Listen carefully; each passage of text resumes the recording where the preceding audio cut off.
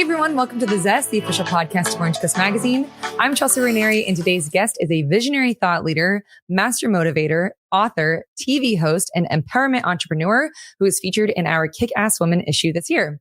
She is also the host of the podcast Exquisitely Aligned, which is ranked among the top 3% globally. Thank you so much for being here today, Gina Maier Vincent.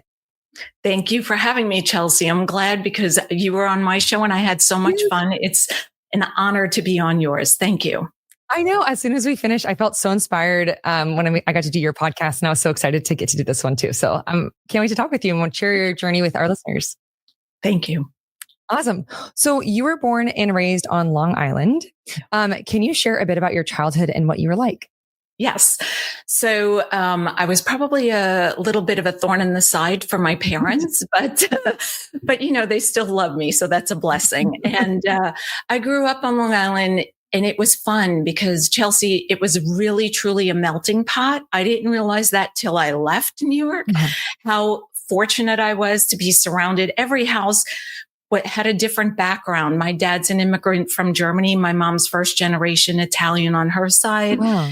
And so there was a lot of good food, a lot of good holidays. You know, when you went from house to house learning, I think being a child of an immigrant taught me some fun, fabulous things, like what it is like to persevere, be vulnerable, stretch, learn new things, work ethics.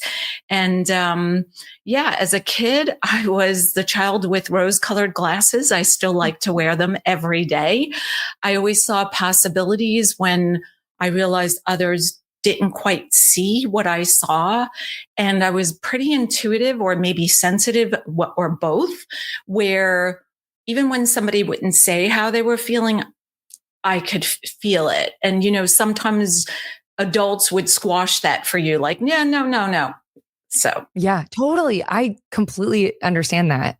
Well, I read that you graduated from New York's Fashion Institute of Technology with a major in fashion buying and merchandising, and then a second degree in marketing merchandise management before you worked at Belk and Candies. So what inspired you to pursue a career in the fashion industry? This sounds like the dream. Yeah.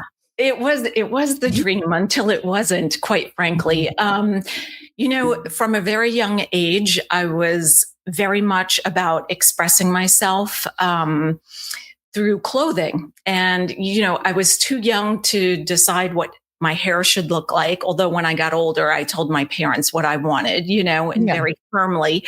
They didn't always agree, but, you know, now I get to make my own choices. But I believe we have the ability to express ourselves without even opening our mouth by our choice of hair, makeup, if, you know, clothing, jewelry, how we carry ourselves when we're walking or when we're looking at somebody. And so fashion for me was always just another outlet of self-expression. And FIT was phenomenal because I was finally surrounded by like-minded people, which really felt great. But it was a way for me to bring together my passion for expression along with my passion for business. And that's how I became a department store buyer, worked for Candies Shoes, had 9 states as my territory. Yeah, wow. It was fun, Chelsea, until it's a fun industry. I don't want to turn anybody away from it, but you need to go in with the eyes open. It is cutthroat. It is, I mean, back to Long Island. I grew up in the largest high school on the island, 1,504 of us in my graduating class, which had perks and negatives, right? If you wanted to excel, you really had to work hard to be seen and heard. So, you know, that industry is a bit cutthroat, especially in New York. Yeah, I'm literally picturing Devil Wears Prada. Yeah. Okay, so you talk in your book, this part had me in its grips, but you talk in your book about an engagement that you ended in your 20s. Yeah. So can you talk a bit about what your intuition was telling you in that moment? Because I would imagine that was probably a really difficult time. It was. I went through this chasing success, as I like to call it, and checking off all the boxes. I mean, I did college like we just talked about. I had the career. The career moved me to North Carolina. I was feeling like I was in the right place and space. Now I'm, mid to late 20s. And I was dating someone. We were extremely compatible. I say that with my tongue in cheek. But it got to a point 6 months into the 9-month engagement. I couldn't look myself in the mirror when I put on my lipstick, which was quite awkward. Good thing I have full lips, right? but also when I brushed my teeth, when I washed my face, when I passed, like when the sun hit me right so that my reflection showed in the car window as I opened the door, like I just couldn't look at myself anymore. And I had to ask myself, what is this about? Like, I want to be married. I want to be married to him. And what I realized was the life he was on cruise control for was a hell of a lot smaller than I wanted. I'll never forget. It was like one thing I said to him was, I realize we can't go to Europe this year, but next year, because you'll be giving up your apartment and moving into my condo, we'll have all this extra money. I want to take you to Europe. You'll see where I've gone and then let's explore something. And he said, no, we can't do that.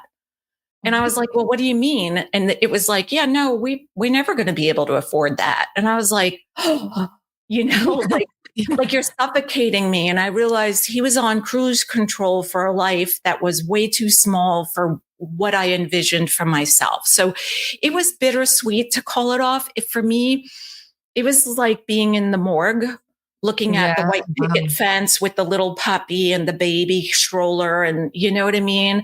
It was, but at the same time, Chelsea, it was like the first time that I really stood up for my beliefs and what I wanted, because this was for me the rest of my life. Yeah.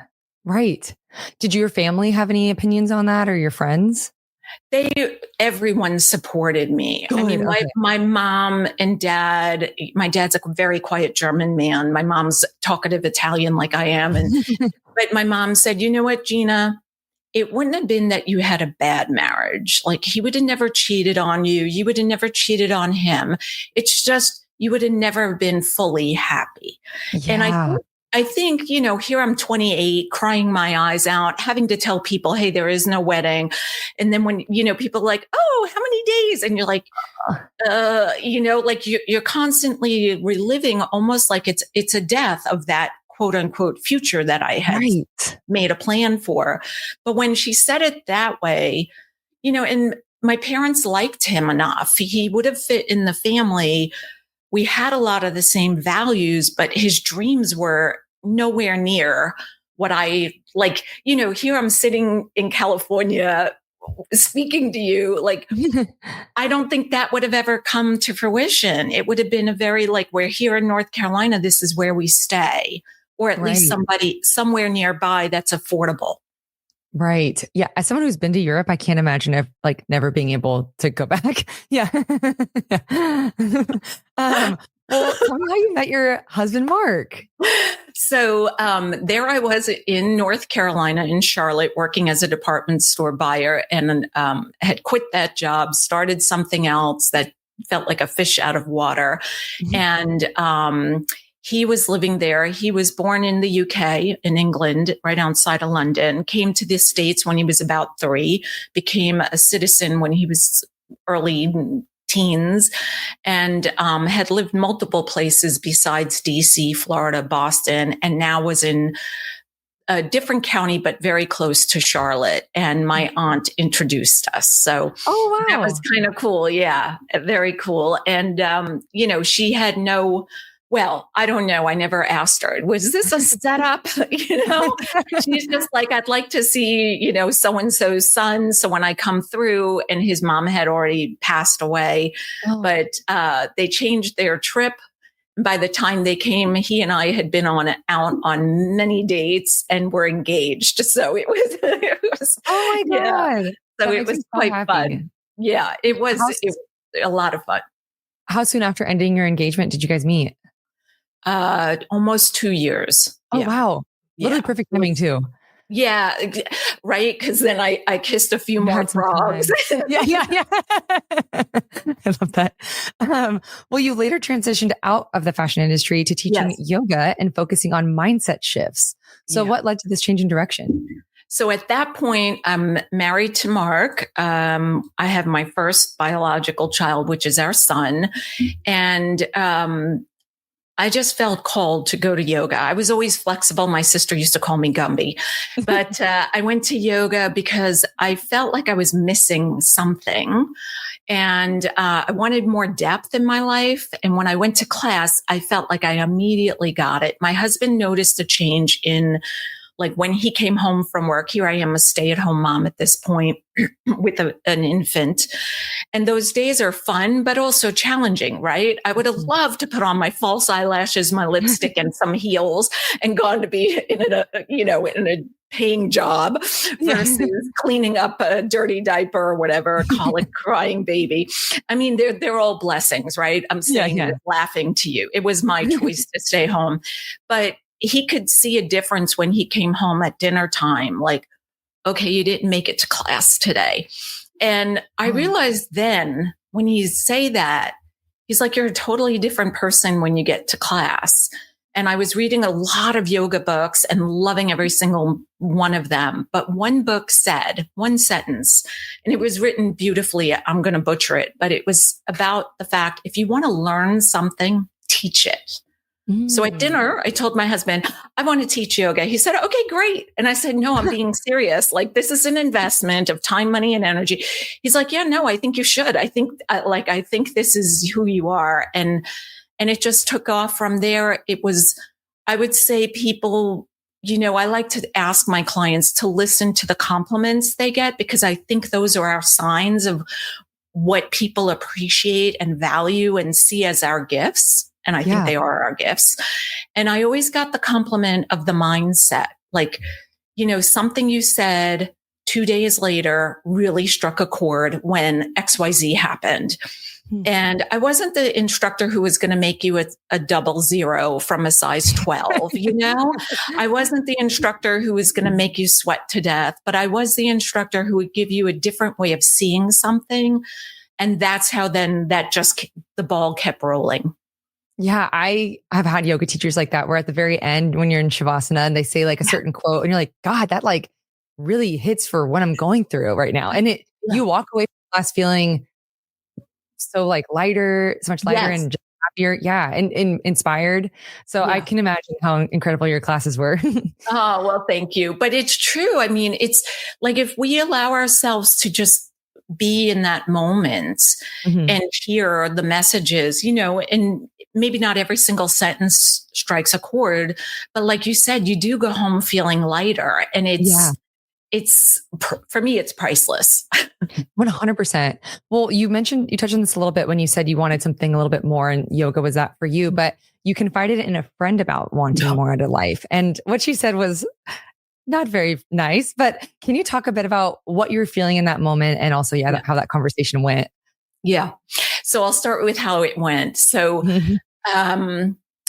I was at a place where I was a mom of one, our son. We had just gotten back from a 5-year anniversary trip, just Mark and I, to Venice. It was the first time we left our son with my mom and my aunt. They had a great time, and we had a great time, as adults, the adulting. And this friend of mine was also from up north, the Northeast. And she was married longer than I, older than I, and had 2 kids, where I had 1 at the time. So I was confiding in her, like thinking she was going to have all the wisdom, and I was struggling for my words. And I was like, I just want, like, I'm grateful, I'm happy, but I just want, and more came out of my mouth, and it was like an ellipsis, ... because I was still trying to figure out the words. I'll never forget the look in her eyes. If looks could kill, I would have been dead. She said, what are you kidding me? You married a doctor, you live on a golf course, and you have a baby, and you just came back from Venice. And I was like, talk about judgment. Yeah. And then I felt guilty, Chelsea, because I was like, wow, I thought I could be honest and vulnerable because she knew me longer than my husband. And although I had this conversation with my husband, he was like, I'll get it for you. What do you want? Tell me. Yeah. And I was like, it's not a thing. Like, I don't know what it is. It's not a thing, but it's missing. Mm-hmm. And of course, that leaves any husband perplexed because they want to fix and help and guide. And so I thought being a female ahead of me in like the life cycle, if you want to call it that, she was like 6, 7 years ahead of me. I thought she was going to take me under her wing and said, okay, come here. Let's have a chat. Do you want to have a tea or a glass of wine? Like, let's talk this through. And it was so not that that visual of zip it, lock it, throw away the key.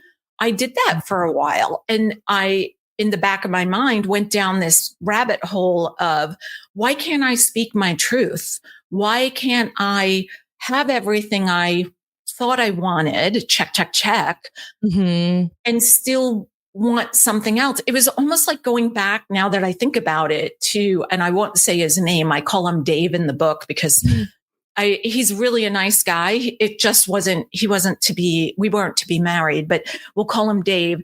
But it goes back to like the mentality of Dave. Like, it's like, you have everything, shut up, Yeah. It was horrible, Chelsea. I can't even put enough words to it. It was just, it left me in a cycle of like downward spiral for a bit, but thank God for yoga, because I would still be teaching and taking classes to uplift my spirits, but it left me kind of perplexed, I would say. Yeah. I wish that she had been like, okay, like seen it like, well, if you have all these things, it's externally, what's going on internally, and how can we like feed your soul? And yeah, right. So that's a bummer. I can imagine a lot of people maybe would see someone with the check on social media. You have all these things. You look so happy. Maybe that person necessarily like wants something. So I completely understand where you were coming from. Well, 2009 was an incredibly transformative year. I was flying through these pages in the book, like trying to I did not know what was going to happen, but can you share a bit about what your family is going through at this time? Yeah. So the economy was on a downward spiral. I'm going to use the word crashing because in my world, it was like everything perfect and beautiful just all of a sudden fell apart. We had just brought our daughter we adopted from Guatemala home. She was 6.5 months old and cute as could be, like happiest child ever. Our son and she got along, and like from day one, she was in a foster home who had a little boy our son's age. So like he started playing with her and she was, ready to play again because she had been with a little boy his age. And I just felt like everything was complete. Like, I think I always wanted 2 children. And I always thought if I had one, it would be just as fine. I knew I didn't want to have 12 because that's just not my personality. I'd be like, where did you go? Hold on, I can't keep up. And the laundry would just not work for me. But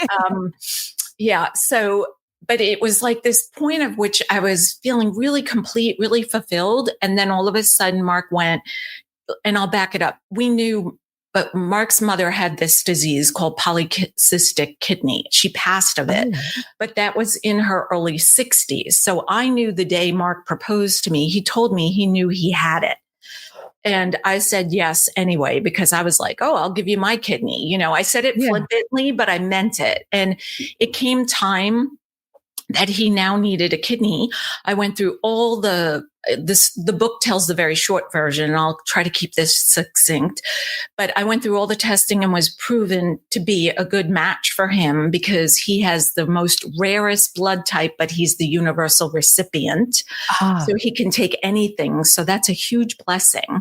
Yeah. But the surgery went wrong, the first surgery, and that took me off as his living donor. He now needed a deceased donor because he needed a kidney and a full liver. And so if you know anything, you can give a portion of your liver to somebody, but not your entire, right? You need your liver. So miraculously, a woman my age, my blood type, and also an organ donor passed.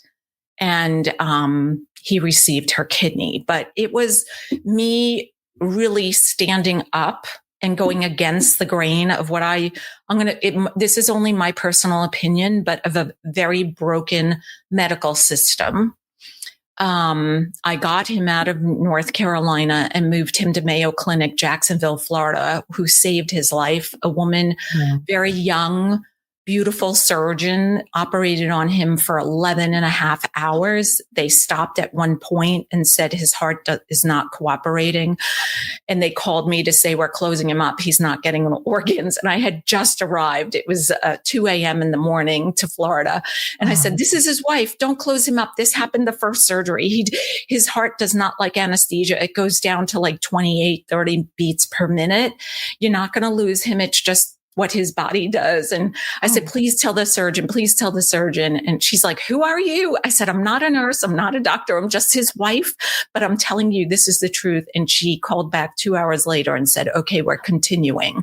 But yeah, it was nerve wracking. And it really showed me that there are broken systems around us, and sometimes we funnel into that system, not by choice, sometimes by choice, sometimes not. And I became his advocate because I wanted him to live. I wanted our kids to have a dad. I wanted, you know what I mean? I'm glad I did it, but it was exhausting. You wouldn't have even recognized me.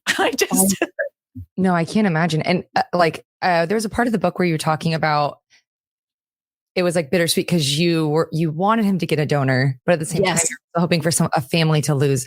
I can't imagine how I hadn't really thought of that before I read your book. And I was like, wow, what a hard place to be in. You don't. And sorry.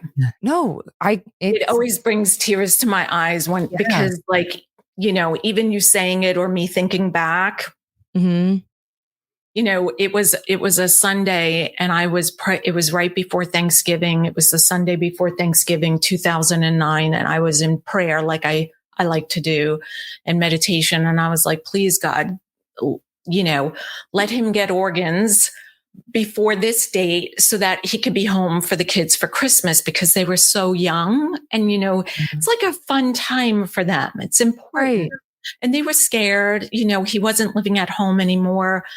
And we couldn't visit him. He was 6 hours away. But I realized all of a sudden, like, who the hell am I to wish someone's daughter, sister, aunt, mother, father, brother, whomever, grandparent. I mean, they wouldn't take a grandparent, but it would be a young person's, and then to know that it was somebody my age, same blood type, organ donor, like, it really hit home. And Chelsea, I don't what's the right word? Think poorly of you. You don't think about it until you're in that position where you're counting down the days for a death so that somebody can have this gift of time. It's almost like waiting for a baby to be born, but it's the absolute negative of it, not negative, but opposite. Yeah. God. Yeah. I can't even imagine. Well, you also spoke in the book about you changed your mindset from thinking of someday to prioritizing the now. And I can imagine how being in that situation would make you prioritize what's happening right now. So can you talk about how you made that shift? Yeah, it was when Mark was sick and going through all of that, when he finally became better. It took a full year for him personally to recover from that surgery because I don't think anybody really knew just how sick he was. Even our best man came to visit and he just kind of grabbed my hand and said, I thought they were being kind to Mark because he was a fellow doctor and transplanting him before he was sick. And I was like, yeah, no, the man was skin and bones by this point. Our neighbors didn't even think he would survive. But, during that year of him recovering, I was trying to find my way back from weight gain, not sleeping. I just feel like my whole body went awry along with my mindset. I feel very grateful, thankful for my spiritual side, for that grounding along with yoga. But, let's see, what was your question? I just lost my, how did you make the shift to prioritize right now rather than someday this will happen? Yeah. It was all of a sudden like, I think I'm invincible, but I realize we're not.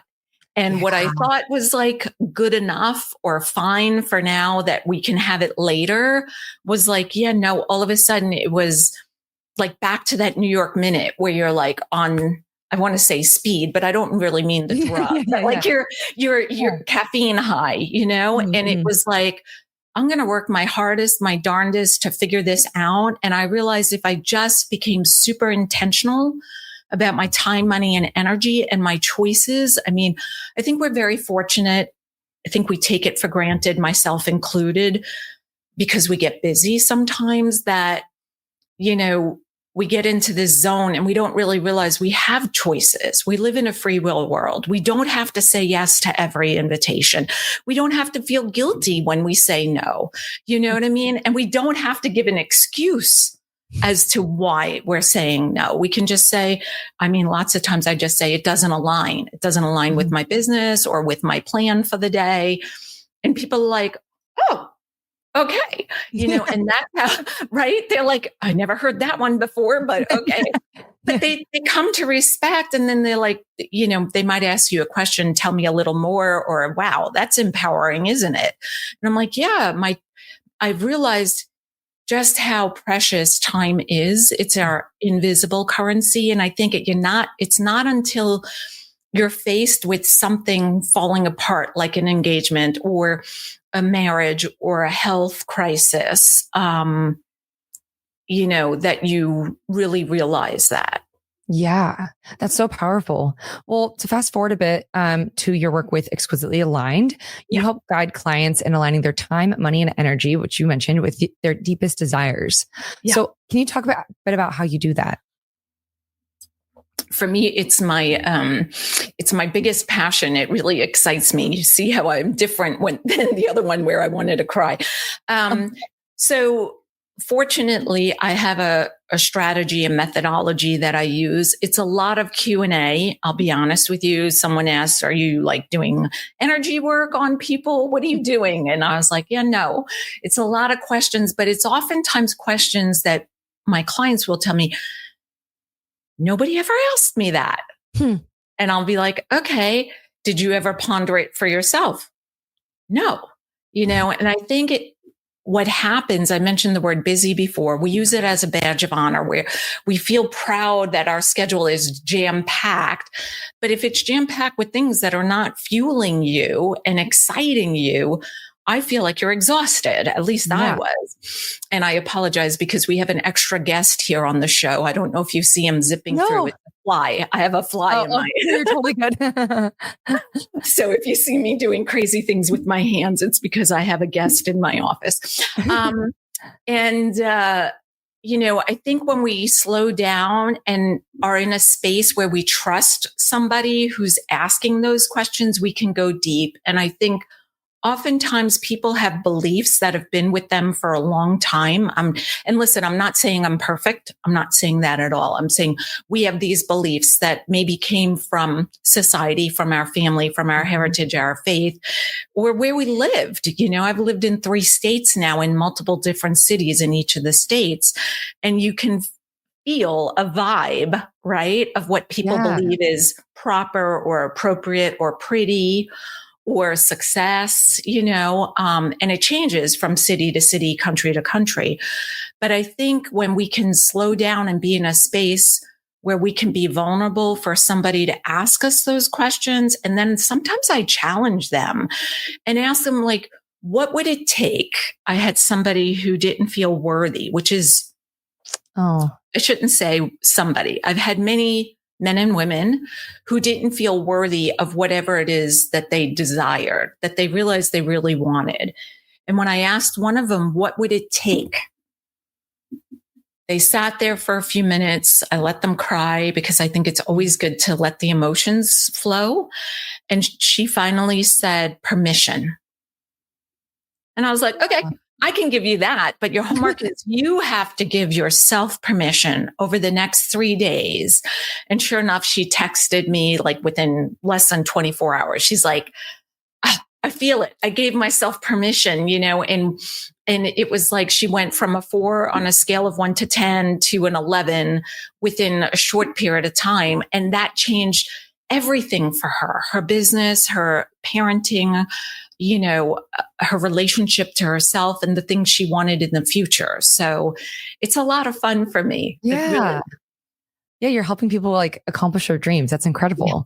Well, you've mentioned that you also help people reframe their idea of success. So can you talk a bit about reframing that concept? Yeah. So I think oftentimes, like I had mentioned with the fiance, we go through and we check off the things that I think our parents, and I'm not blaming my parents, we were very fortunate to go to college where my parents didn't. And so, it was a great opportunity, right? But you're like, okay, got the degree, then and it becomes this cycle of like, we see it with little kids, attention, they cry or they're doing their happy dance. They're cute. Mom is videotaping them. Then we want approval as a teenager in our peer group. Then we get achievements. And then we go into business. We get these accolades. As you can see behind me, right? I have a couple of the magazines. Yeah. Unfortunately, yours has not been framed yet. It's on my to-do list because that's like my most favorite. But we have these accolades, these acknowledgments, and then we feel empty sometimes. And I think because we're chasing somebody else's blueprint instead of our own. So I like to say, if you can slow down and really meditate, ask yourself the question, what do I desire? What would my more be? I had someone recently, a very high achieved, renowned person in their field, a male. And he said, I don't want anything. I have everything. And I said, there's not one thing. And he said, well, there is. And I said, what is it? He's like, my kids keep asking me, Dad, why do you have to keep going back to the office? Like, we want to play catch. Oh, and exactly, right?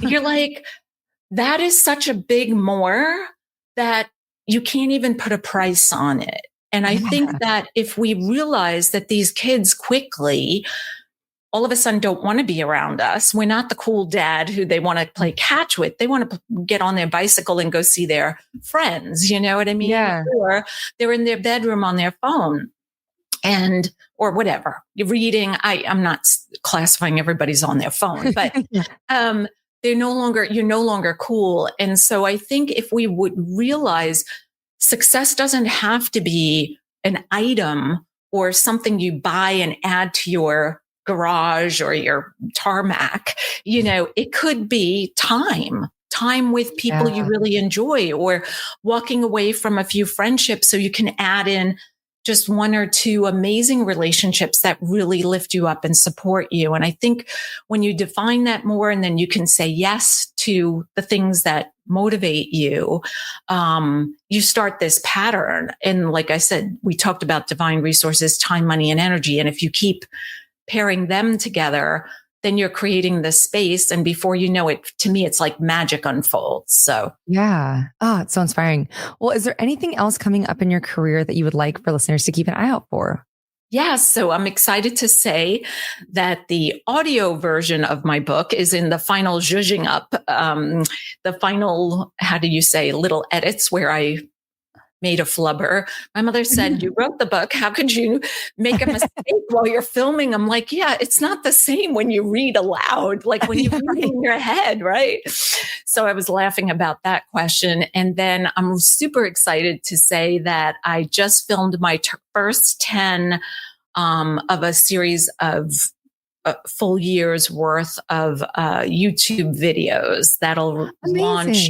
Yeah. So besides the podcast, like that'll air with you on it in a little bit, it'll be just me kind of teaching, asking questions. I don't want to say teaching, but let's say empowering, motivating, and asking some of the questions that I would ask a client on these YouTubes. And they're going to launch, I think, in the next 7 to 10 days, and they'll be uploaded every 6 days. So I'm excited. Wow.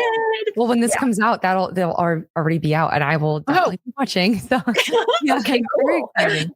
That's awesome. We're coming to the end of our time, but before I let you go, I have 3 final questions for you that we call the 3. Yeah. So first, one of your key teachings is about moving beyond the work-life balance myth. So what advice do you have for listeners who are trying to find that balance?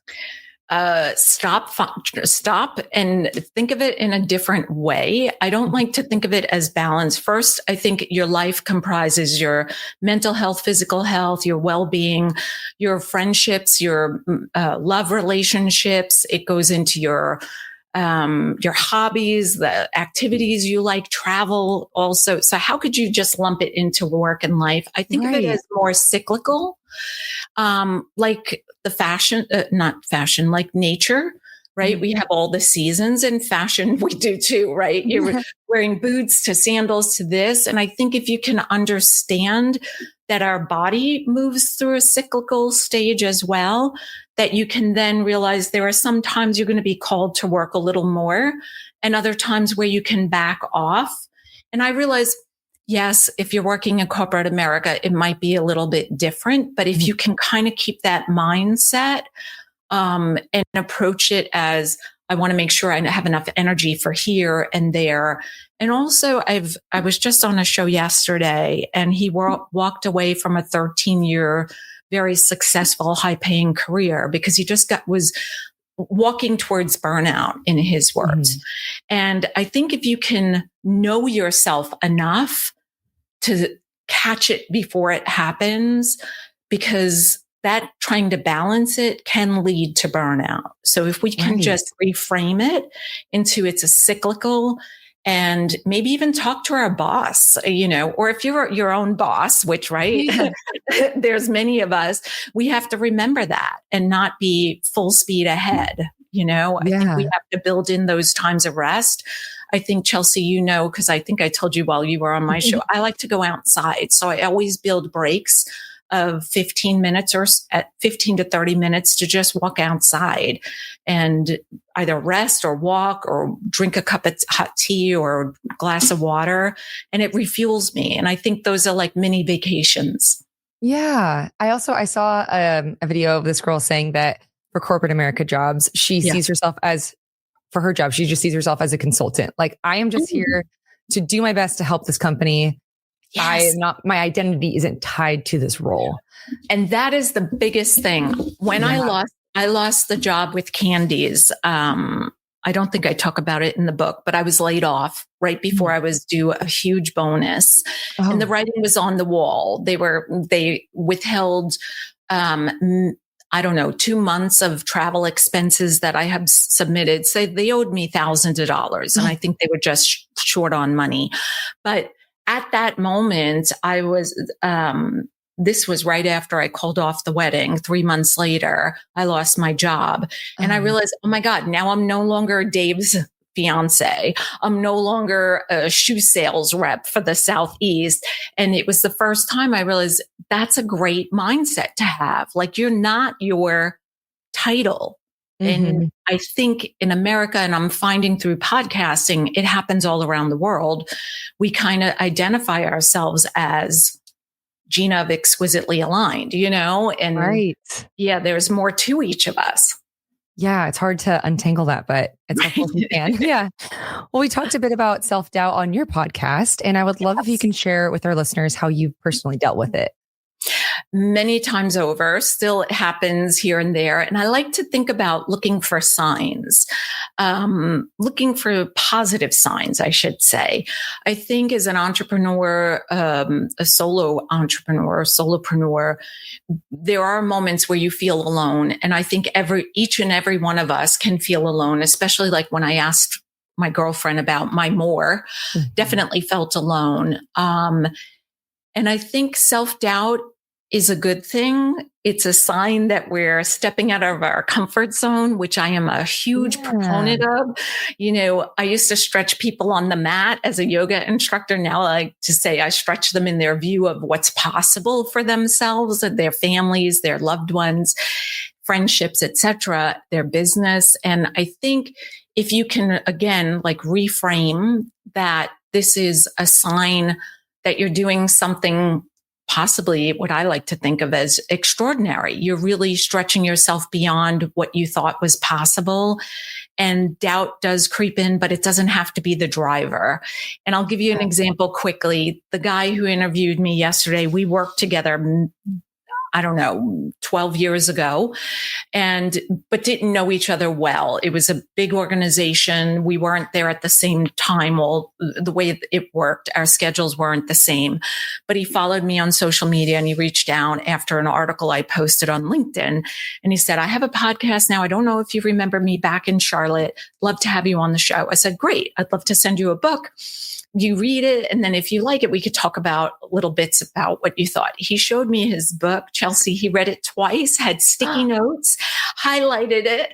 He's like, look, I read it twice already. I loved it. Oh. And I was like, and I told him, I said, Matt, I'm so grateful you said that to me right now in this moment, because just yesterday I sat and I was feeling that doubt creep in. Like, am I doing the right thing? Am I able to touch people in the way that I see or feel is my legacy, And so I think if we can, I like to say, talk to God, the universe, whatever it is, and say, show me a sign. And I didn't do that yesterday, but the sign came at 9:00 in the morning when he's like, look at your book, and I think if we can relax about the doubt and say, hey, just show me a sign that I'm on the right path, it becomes more like childlike and awe-inspiring than frightening. Yeah. I love what you said in the beginning about self-doubt being like a sign that you're extending your limits and pushing your limits. That's such a great point. Well, lastly, if listeners could just take one key thing away from this conversation, what would you want it to be? Yeah. For me, it would be like anything is possible. Please take a stand for what you wish or desire. Give yourself that permission and make intentional choices all day long with your time, your money, and your energy. And really, if you want to go to Europe, right? We talked about that. Then maybe it's giving up the fancy coffee for a month to have more money to go to Europe and drink coffee there. I don't know, and maybe it's this friendship or this love relationship isn't supporting me in the way it needs to. And I think to really be seen, heard, and valued by yourself first, take yourself seriously, and then share with and you'll know immediately if somebody judges you, they're probably not your person. You know what I mean? Yeah, so true. Well, thank you so much for doing this, Gina. I had so much fun getting to talk with you again. You have the most incredible story and you're so incredibly inspiring. So thank you for coming on. Thank you. You're brilliant. I love your energy, Chelsea, and it's always fun to be in your presence. Thank you. It's been a great honor. Oh, thank you.